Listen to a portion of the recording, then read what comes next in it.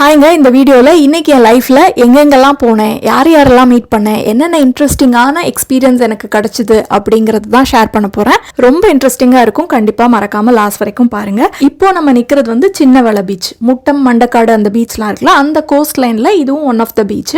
ரொம்ப பியூட்டிஃபுல்லான cost line இது, ரொம்ப அழகாக இருக்கும். பட் ஆனால் ரொம்ப டேஞ்சரஸ் பீச்சு.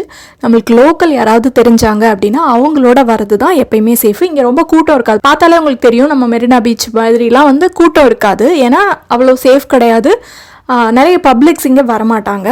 லாஸ்ட் டைம் வந்து நாங்கள் முட்டம் பீச் போனோம். அந்த கடலோர கவிதைகள் படம் எடுத்திருப்பாங்கல்ல, அந்த இடம், அந்த பாறை, அங்கெல்லாம் போனோம். போயிட்டு வந்ததுக்கப்புறம் அந்த ஃப்ரெண்டோட ரிலேட்டிவ் அவங்க வீட்டுக்கு போனோம். அவங்க சொன்னாங்க, அங்கெல்லாம் ஏன் போனீங்க, ரொம்ப டேஞ்சரஸான இடம் அப்படின்னாங்க. அது மட்டும் இல்லாமல் நாங்கள் வந்து போட்டில் வந்து கரை மறைகிற அளவுக்கு கடலுக்குள்ளே போயிட்டு வந்தோம். நல்லா த்ரில்லிங்காக இருந்துச்சு. பட் இப்போ நினச்சாலும் கொஞ்சம் பயமாக தான் இருக்குது. மீன், நண்டு எல்லாமே கரையிலே தெரியுது பாருங்கள். கரையில் நிறைய மீன் செத்து கிடக்கு. இந்த மீன் வந்துட்டு தண்ணி குடிச்சு இந்த மாதிரி பெருசாகிக்குமா, தன்னை டிஃபெண்ட் பண்ணிக்கிறதுக்காக. அந்த பீச்சில் கடந்த மீன்லாம் இப்போ தான் ரொம்ப ட்ரெண்டிங்காக போயிட்டு இருக்குல்ல, மண்ணுக்குள்ளே புதைச்சி வச்சு அந்த கருவாடு பண்ணுறாங்கல்ல, அந்த மாதிரி. ஸோ இந்த மீனை நம்மளும் புதைச்சி வைக்கலாம், கருவாடு ஆனதும் நெக்ஸ்ட் டைம் நம்ம வரும்போது வந்து பார்க்கலாம் அப்படின்னு சொல்லிட்டு நானும் புதைச்சி வச்சேன். ஸோ பீச்சை முடிச்சுட்டு அவங்க வீட்டுக்கு வந்தோம். அவங்க வீடு வந்து குளச்சலில் இருக்குது.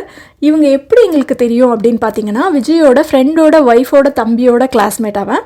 ஸோ லாஸ்ட் டைம் வந்து நாங்கள் இந்தியா வந்திருக்கும் போது அவங்க ஃப்ரெண்டு வீடு சேலமில் இருந்து எங்களை பார்க்க நாகர்கோவில் வந்திருந்தாங்க. அப்போ இவங்க வீட்டுக்கு போனோம். அப்புறம் அவன் வந்து நிறைய இடத்துக்கு சுற்றி கூட்டிகிட்டு போனால், எப்போ நாகர்கோவில் வந்தாலும் நாங்கள் அங்கே போவோம். நாங்கள் வரலனாட்டியும் அவங்க கண்டிப்பாக கால் பண்ணி கூப்பிடுவாங்க. ஸோ இங்கே வந்து நல்லா சாப்பிட்டுட்டு போகலாம். மீனில் வந்து வெரைட்டியாக பண்ணி வச்சுருப்பாங்க.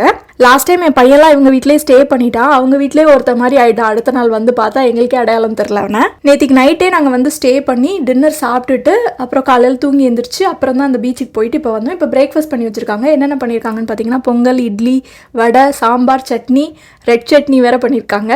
ஸோ இங்கே வந்தால் சாப்பிட்லாம், சுற்றி பார்க்கலாம், ரொம்ப ஜாலியாக இருக்கும் எங்களுக்கு. நாங்கள் கண்டிப்பாக இங்கே வருவோம் எப்போ வந்தாலும். அது முடிச்சுட்டு ஒரு ஹெல்த்தியாக ஜூஸ் வேறு போட்டு கொடுத்தாங்க. இஞ்சி, நெல்லிக்காய், கொத்தமல்லி, லெமன் இதெல்லாம் சேர்த்து உப்பு போட்டு ஜூஸு சூப்பராக இருந்தது. ரொம்ப நல்லது ஹெல்த்துக்கு. இந்த மாதிரி யாராவது போட்டு கொடுத்தா குடிச்சிக்கிட்டே இருக்கலாம். அதெல்லாம் முடிச்சுட்டு கடியப்பட்டினமில் வந்து மத்தியானம் ஏலம் விடுவாங்க மீன், அங்கே போய் வாங்கலாம் அப்படின்னு சொல்லிட்டு அந்த ஃப்ரெண்டு கூட்டிகிட்டு போனால், அங்கே போனால் வந்து போட்லேருந்து அப்படி அப்படியே எடுத்துகிட்டு வராங்க மீனை. எடுத்துகிட்டு வந்து இந்த பக்கத்தில் இந்த கோஸ்டல் லைன்லேயே இந்த ஊரில் மட்டும்தான் ஃப்ரெஷ்ஷாக மீனை பிடிச்சிட்டு வந்து உடனே ஏலத்தில் விடுவாங்க போல இருக்கு.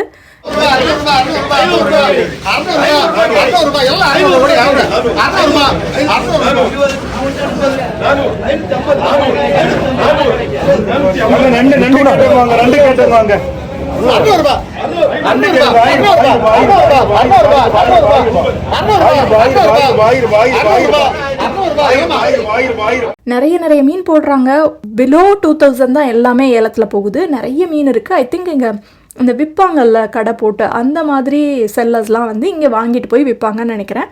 ஃப்ரெண்டு வந்து ஆக்சுவலி சேலமுக்கு வாங்கிட்டு போய் எல்லாருக்கும் சொந்தக்காரங்க ஃப்ரெண்ட்ஸுக்கெலாம் கொடுக்கலாம் அப்படின்னு சொல்லிட்டு நிறைய மீன் வாங்கினாங்க. நாங்கள் வந்து நான் மட்டும்தான் சாப்பிடுவேன் மீன் ரொம்ப விரும்பி எங்கள் வீட்டில். நாகர்கோவில் வந்ததுலேருந்து நாங்கள் டெய்லி மீன் சாப்பிட்டுட்டே இருக்கோம். நாகர்கோவிலில் வந்து நெய் மீன் ரொம்ப சூப்பராக இருக்கும். நாகர்கோவிலில் இந்த சைடில் பிடிக்கிற கடலில் மட்டும் நெம்மீன் சொல்லுவாங்க, அது ரொம்ப சூப்பராக இருக்கும். நாங்கள் வந்த நாள்லேருந்து அது டெய்லி சாப்பிட்றதுனால என் பசங்கள்லாம் மீனே வேணாம் அப்படிங்கிறானுங்க. எனக்கு தான் மீன் ரொம்ப பிடிக்கும்.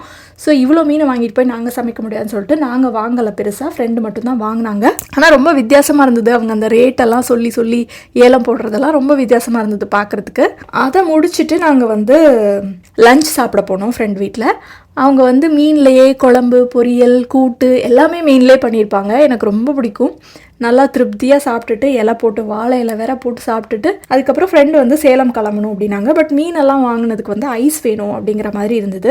ஐஸ் வேணும்னா பக்கத்தில் ஹார்பர் இருக்குது, முட்டம் ஹார்பர். ஜேபிஆர் கட்டி வச்சிருக்காரு போல இருக்குது. முட்டம் தான் ஜேபிஆரோட நேட்டிவ் பிளேஸு. ஸோ அவங்க வந்து கட்டியிருக்காங்க போல இருக்குது. அந்த ஹார்பரில் போயிட்டு ஐஸ் கிடைக்கும் அப்படின்னு சொல்லிட்டு அங்கே போய் வாங்க போனோம். அதெல்லாம் வாங்கி பேக் பண்ணிவிட்டு திரும்ப டுவர்ட்ஸ் நாகர்கோவில் வந்து வீட்டில் வந்து எங்கள் வீட்டில் வந்து திங்ஸ் எல்லாம் எடுத்துகிட்டு அவங்க சேலம் போகணும். வர வழியில் மண்பானை சுங்காங்கடை அப்படின்னு ஒரு இடம் இருக்குது. நாங்கள் நேத்திக்கு ட்ராவல் பண்ணி அந்த சைடு போகும்போதே சொன்னாங்க. ஸோ அந்த இடத்துல ஸ்டாப் பண்ணோம். நிறைய கடை இருந்துச்சு.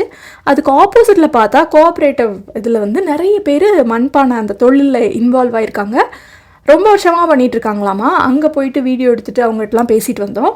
நாங்கள் போய் வாங்கின இந்த கடை மட்டும்தான் வந்துட்டு இவங்களே பின் சைடு ஒரு பாட்ரி அவங்களுக்குன்னு தனியாக வச்சுருக்காங்க, அங்கே பண்ணி விற்கிறாங்க போல இருக்குது. மற்ற எல்லாரும் இந்த கோஆப்ரேட்டிவ்லேருந்து வாங்கி தான் விற்கிறாங்க அப்படின்னு சொன்னாங்க.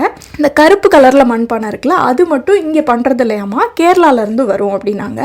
அந்த கருப்பு கலர் எப்படி வருதுன்னு கேட்டால் டபுள் டைம் சுட்டா வரும், ஸ்பெஷல் மண்லாம் இல்லை அப்படிங்கிறாங்க.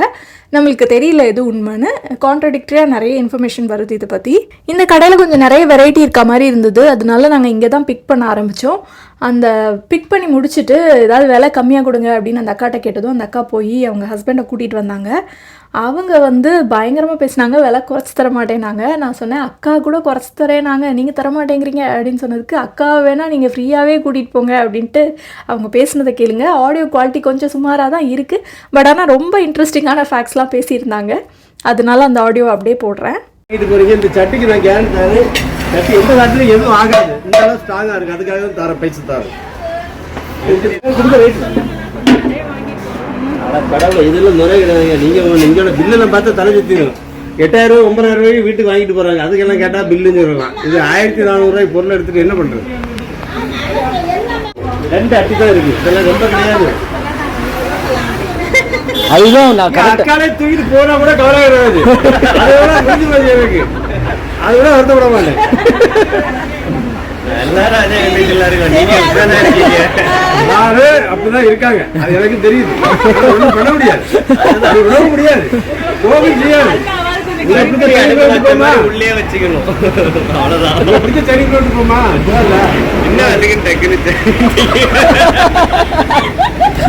நீங்க எதிர்பார்த்தீங்க.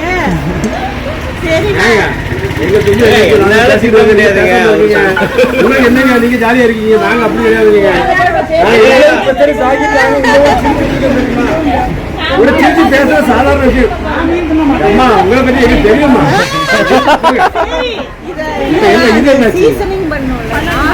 சுத்தமான தண்ணியில கிளீன் பண்ணிட்டு சமையல் பண்ணுங்க. காடி தண்ணி ஊத்தாதீங்க, கஞ்சி தண்ணி ஊத்தாதீங்க, சோப்பு போடாதீங்க, ஆயில் போடாதீங்க. நாங்கள் சுட்டு அப்படியே இங்கே கொண்டு வச்சிருக்கோம், அதெல்லாம் அந்த தூசியாக குறைக்க மாட்டோம். சாம்பலாக அப்படிதான் ஊற்றி வரீங்க, க்ளீன் பண்ணால் போயிடும். எப்போ சமைக்கிறீங்க அப்போ தண்ணியில் டிப் பண்ணி க்ளீன் பண்ணிட்டு சமையல் பண்ணுங்க, அவ்வளோதான்.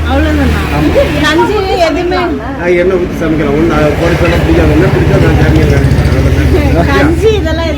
கஞ்சி ஊற்றாதீங்க, தண்ணியில் ஊற வைக்காது, அது குருத்தெல்லாம் வராது, முளைக்காது, அவ்வளோதான்.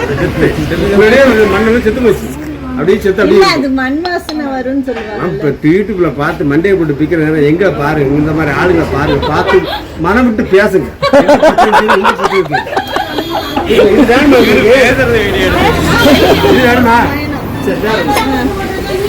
அது காம்ப்ளிமெண்டா? அப்போ காம்ப்ளிமெண்ட் இப்போது நான் மட்டும்தான் இருக்கேன். அவங்க அனுப்பவா?